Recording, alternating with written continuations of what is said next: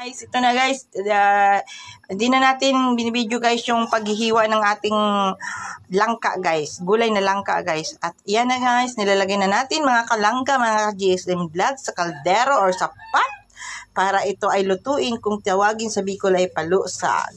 Ayan guys, may lonely chili at syempre gata ang kailangan natin dyan. At ika nga ang aking sangkap dyan ay pang sahog lang yung kunting alamang at sardinas or carninas kung tawagin natin guys. Kaya thanks for watching. Okay. Hello guys, kulong-kulo na ang ating langka. Gulay na langka.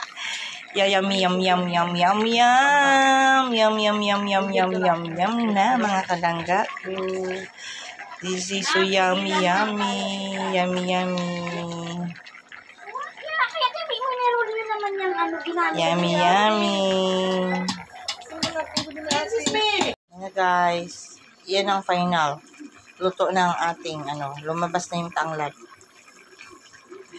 Yan. Umuusok-usok na ginataang langka. Nice.